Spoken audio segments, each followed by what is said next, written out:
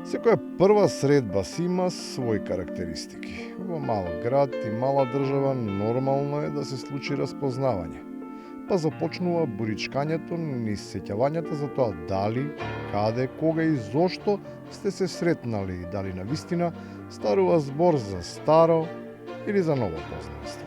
Мицкоски на власт и Мицкоски во опозиција очигледно не се познаваат, тоа се двајца целосно различни луѓе. Наместо расчистување на идентитетските дилеми. Психолошки се обсервира стекнатиот заклучок и продлабочено се анализира состојбата во која се наоѓа тој, кому нешто наводно не му е јасно. И длабоко во себе чувствувате немир. И знаете дека е така.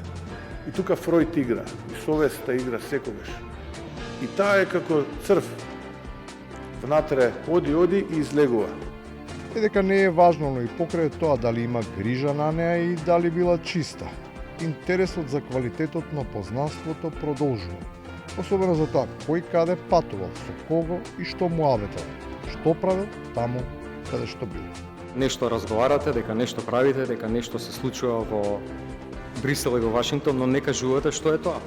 И кога е веќе толку важно да се знае, од принципиелни причини, без да се откриваат специфични моменти и без никакви детали, се споделуваат само делумни информации. Ма доволни, за да се заскокотка бујната фантазија. Тоа што ние го работиме денеска, и во Вашингтон, и во Брисел, и во Берлин, и во Виена, и во Париз, вие не можевте ни во вашиот највлажен сон да го сонувате. Добро е што тоа го слушаат други, па за да не отиде работата предалеку, се вклучуваат во разговорот со објаснување, дека ништо значено не се случило и дека влажниот сон е сепак само обичен сон.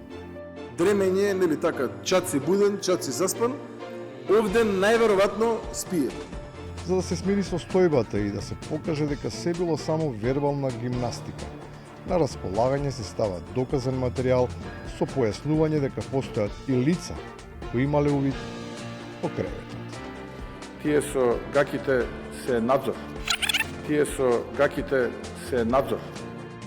А кога се зборува за тие делови од гардеробата, иако не е сезона, не може да се издржи, а во дебатата да не се вметат карактери кои често ги користеле, со објаснување каде, но и со повторно акцентирање на ноќните, но и на дневните активности. Мирно да спиеш, да уживаш во плажите на Егејското море. А вашите нешто друго прават во Халкидики, нели? Слушнавме во бомбите, што прават? Кажете, што правевте во Халкидики? Да ним светевте? Или им држевте сенка? И на крајот, потврда дека сето ова е сепак само обична игра, а реално шоу за гладната публика.